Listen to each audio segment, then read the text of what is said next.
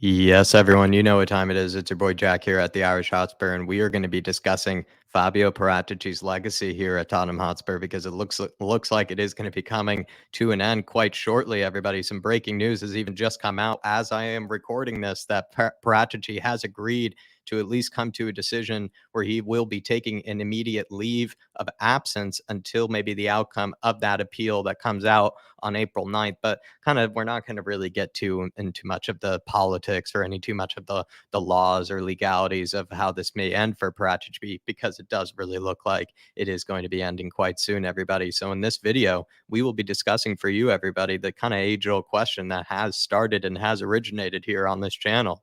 Is Paratici a Don? Was he a Don? Or was he a fraud during his time here? Was he maybe something in the middle? It's maybe probably also a more likely kind of answer, but it is something that we love to talk about over here. And we're going to kind of go through sort of his whole time here at Tottenham Hotspur, what he did, what he sort of changed, and how he maybe picked the club up from a certain position and has brought it to maybe a better position. And we'll kind of give you the reasons why, but also, of course, talk about maybe where he's got things wrong as well, and also compare him maybe to his predecessors, the likes of Steve Hitchen and the likes of Paul Mitchell as well. If that all sounds interesting to you, everybody, if you like these sort of in-depth sort of discussions that we do over here, feel free to smash that like button. And as well, do leave your comments down below, whether you agree, disagree on any of the things that we bring up here. And also, as well as maybe if we left something out as well, everybody. But where it all began is certainly where we need to start. Tottenham chairman Daniel Levy had chased Paratici for some time because of his 11 successful years at Juventus, where he oversaw a haul of 19 trophies.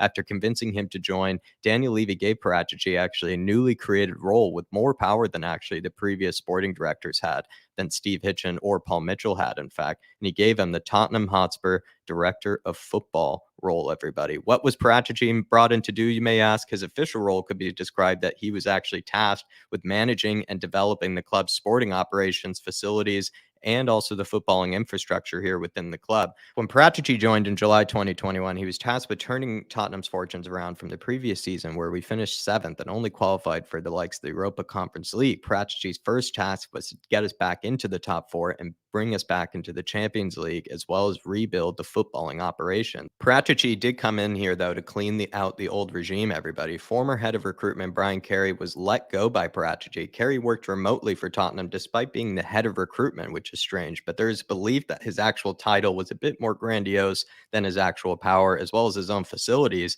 within the Spurs scouting hierarchy. Following the departure of Carey was the resignation of the former head of it all, everybody, Steve Hitchen. Paratici went through an official as well as detailed overview and assessment of the footballing side and operations of the club with Steve Hitchen before resigning in February of 2022. They went through it in everything from the scouting department all the way to the players' canteen. Something that you may not know about Paratici that he did here at Spurs is that he undertook a thorough evaluation process of all of the departments here at Spurs from top to bottom, and also looked at the footballing side of the club in order to really raise those to the levels that he had actually been previously used to at over at Juventus for maybe his big years of success. In fact, a decade of success over there. But part of where his improvements can be seen most is in Spurs' scouting department. Paratici made it his responsibility to bring in Tottenham's scouting department more in line with the rest of the so-called modern elite clubs of the world.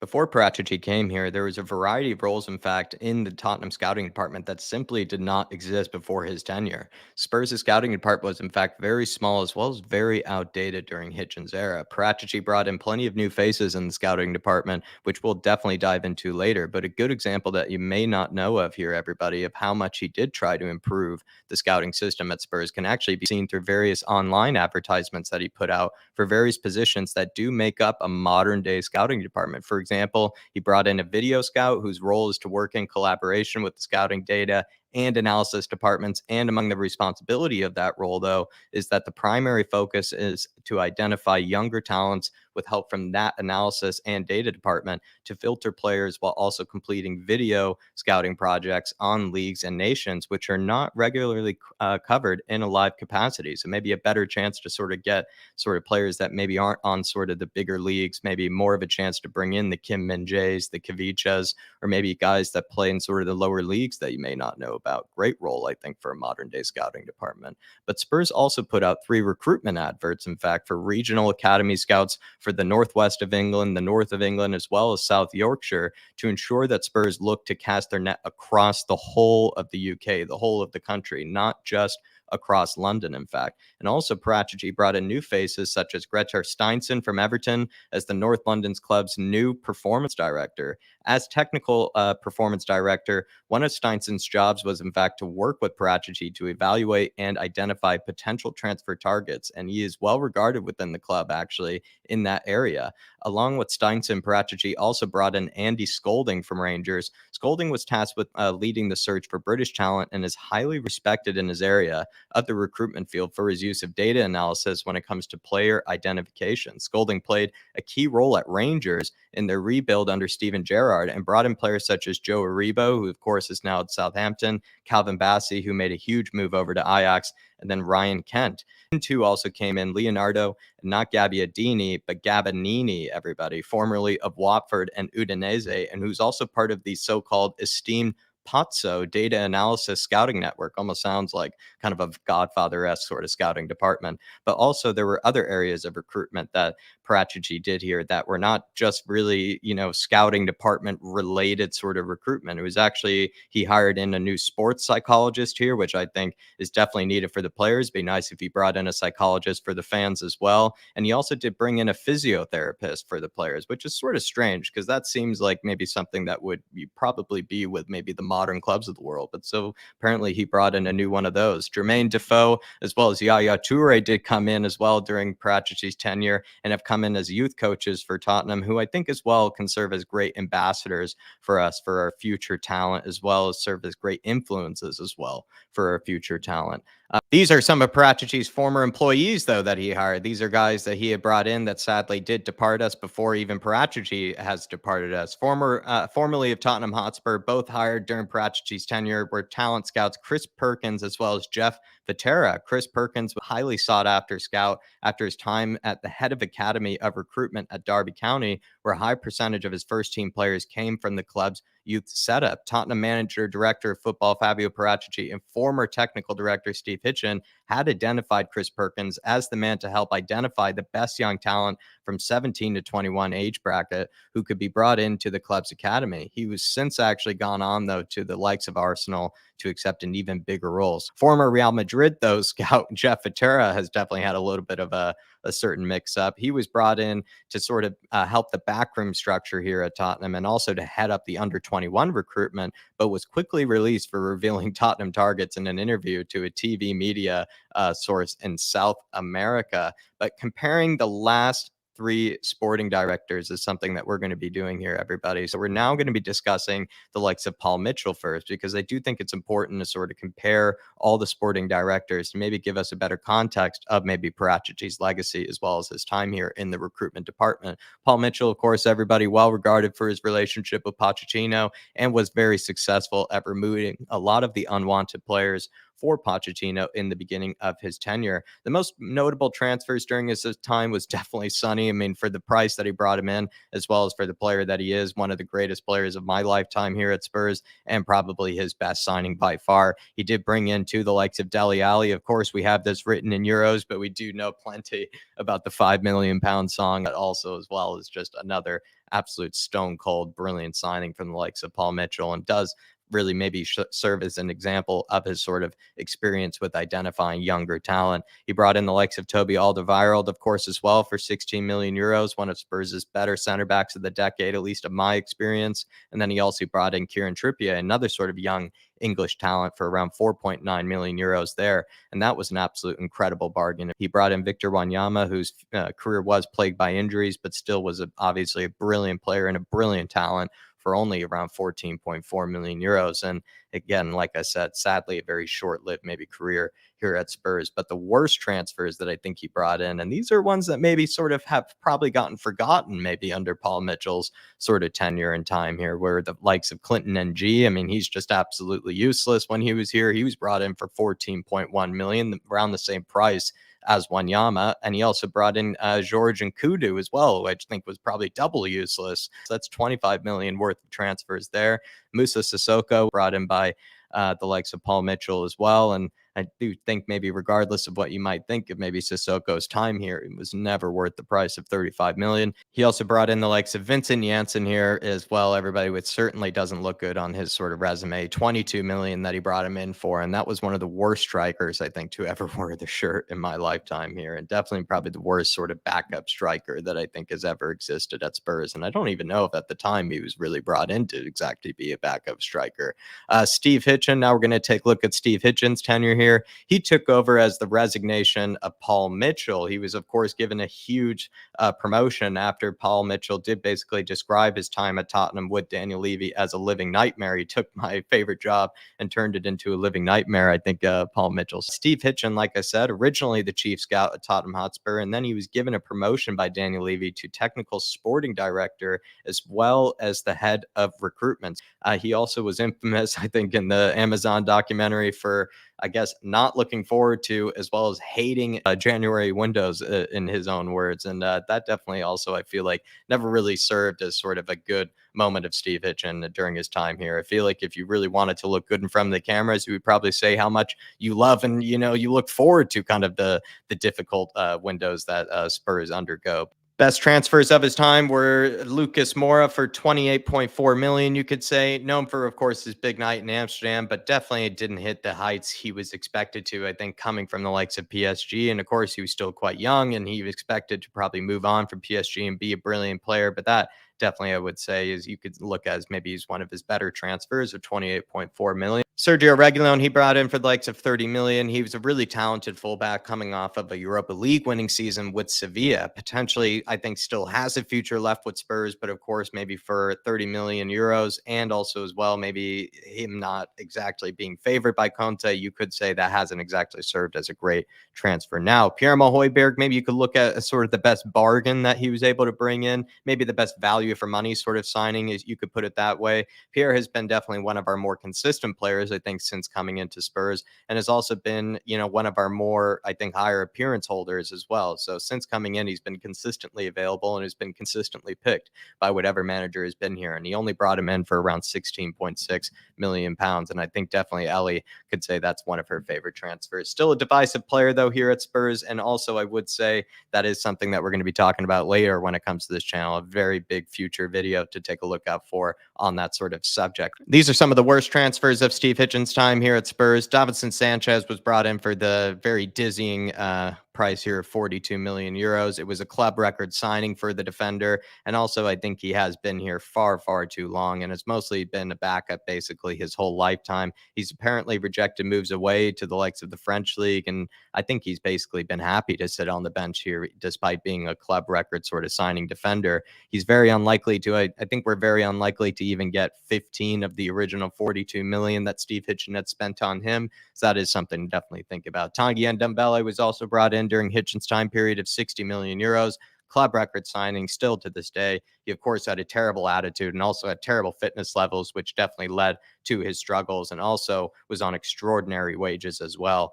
Now he's on loan at the likes of Napoli and is unlikely, I think, to probably even get half of the fee back that we originally paid for him of 60 million euros. Spurs, of course, are going to hold out very hard for that, fee that they can get back on him. But originally, the 60 million we're certainly not going to get back. Giovanni Lo Celso, we spent a grand total of 48 million on, another creative midfielder that didn't want to play and give his all for the badge. And I also would say had short spells of looking all right, but always seemed to pick up an injury after he had that short spells of looking okay. He reportedly also had a bad attitude within the dressing room and was also seen, I guess, as a bit weird by some teammates, according to some rumors that we had read. And he's now on loan, and we will definitely struggle to even get close to, I think, 20 million for him compared to the original 48 million that we had spent on him. Serge Aurier, we had spent 25 million on as well. When you look at the likes of Steve Hitchen's time here, he's inconsistent, and I would say is definitely an understatement, that sort of word, inconsistent. He gave away penalties for fun, and also we did end up even just ripping up his contract at the end of it, maybe because there weren't any real suitors, and also because as well we just needed to get rid of a lot of players. Matt Doherty, we bought for 16.8 million. He's a 29-year-old right wing back that was bought for a Jose Mourinho style back four. make it make sense. Never even impressed, I think, under the original manager that he was bought for, which was Jose Mourinho. Yeah, I guess had a brief spell under the likes of Antonio Conte where he did quite well for us, but then they really didn't follow it up that following season. And also, he didn't even do very well under the likes of Nuno either. And eventually, similar to the likes of Serge Aurier, another right back that Steve Hitchen bought that had his contract ripped up. Joe Rodon for the likes of 12.1 million was brought in. He's a Swansea Championship center back that was bought again for a Jose Mourinho style defense. Kim Min-jae was available that same summer for I think around the same price of 10 million euros. And also Ryan Sessegnon is another one that you have to definitely talk about when it comes to Steve Hitchen. He was brought in for 27 million euros. He's actually the most expensive fullback we'd ever purchased before Pedro Porro had just come through the door. He's been plagued with injuries this whole time since being here and has never really found a consistent run of form, and is also unlikely, I think, to even ever really get back his original fee that we had paid for him, because he really is looking like half the footballer that we had seen at Fulham. But of his 19 signings that Hitchen has made, 8 remain of those 19 signings, and 4 of those 8 are actually out on loan and are probably unlikely to really be kept in the squad and are more likely actually to be sold. So if you really were to look at sort of maybe any sort of the remaining signings that Hitchen has made that do maybe have some sort of future here at Spurs, it probably is the likes of Højbjerg and maybe Reguilon of the original 19 signings that he had brought into this club. Time to look at Fabio Paratici. He did come in to clean up the mess of Mr. Steve Hitchen. Paratici's official outgoings did include Juan Foyth, which was a Hitchen signing, Jack Clark, which was a Hitchen signing, Toby, Eric Lamela, Joe Hart, another Hitchen signing, Dennis Sirkin, Musa Sissoko, another Hitchen signing, Serge Aurier, another Hitchen signing, Cameron Carter-Vickers, Dele Alli, Steven Bergwijn, a Hitchen signing, Matt Doherty, a Hitchen signing. 7 Steve Hitchen signings that Paratici has gotten rid of over his time period here. So while people may have told you or may have said that Paratici struggled or maybe was quite poor actually at getting rid of players, he ended up getting rid of plenty of them and got rid of 7 former Hitchen signings in his short time here. The most notable transfers that I think he brought in were definitely Christian Romero for 50 million, who served as probably the best center back right now, I think, for us to pick from, and is also maybe one of the better center backs I've seen since the likes of Toby and Jan were here. Dejan Kulusevski, who was brought in for 35 million euros, has definitely been that right winger that we've been looking for quite some time. You look at some of the wingers that I think Hitchen brought in. I think one of them included Jack Clark, the other one being Steven Bergwijn. Certainly did not hit the heights that we needed them to as that sort of third attacker, but I do feel like Kulusevski is definitely on track too. Bentancur was only brought in for 19 million. I think that's definitely one of the most indisputable great signings that Paratici has brought in here, and as we always say, he is the reason. Worst transfers, you could say maybe Richarlison for 60 million. He spent 60 million on a backup striker that basically hasn't seen a lot of game time, and also that 60 million you could say could have been maybe spent elsewhere on the likes of a center back. Brian Hill was brought in as well for 25 million plus Eric Lamela. It was an expensive fee, I think, for a talent that hasn't exactly really seen a lot of matches here at Tottenham Hotspur, and he was actually deemed as too lightweight, according to a lot of fans. Emerson Royale has been brought in here under Fabio Paratici's time for 25 million. I think he's a solid defender, but going forward, of course, he has left a lot to be desired during his time. But I do think he's starting to show improvements in that area, and I do feel like maybe you could see it as still maybe at the time being a bit too of an expensive of an signing originally. Jed Spence, 20 million. He was definitely a club signing, but of course was still brought in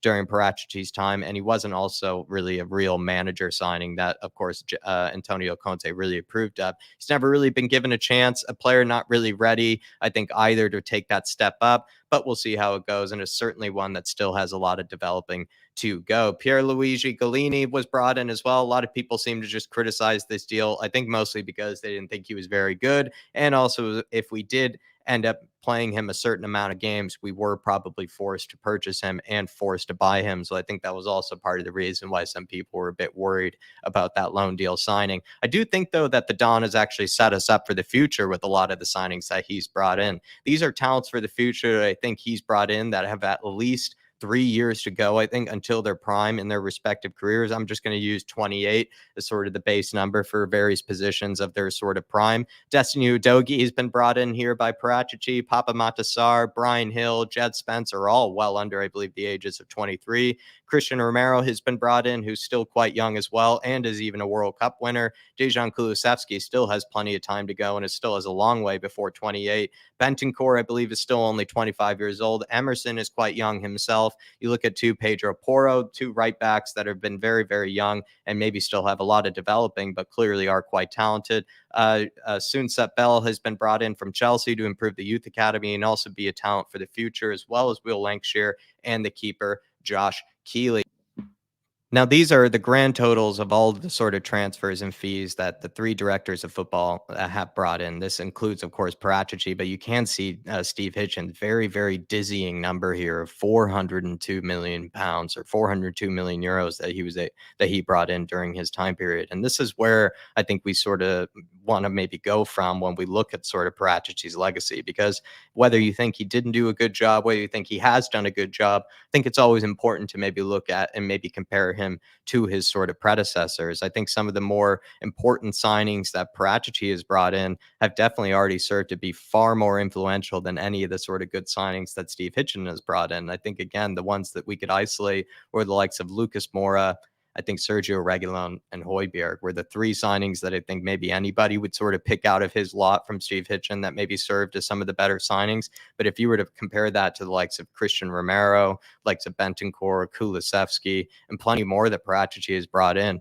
certainly with a short time that he has been here, he's already proven to have a much better hit record, much better track record than the likes of his predecessor, Steve Hitchen. He also clearly did have to clean up plenty for Steve Hitchen, because with 402 million euros worth of transfers, and the only two or three players that you think probably were worth it were Lucas Moura, Højbjerg, as well as Reguilon, with 402 millions worth of transfers, that definitely speaks to a lot of negligence as well as a lot of misspending.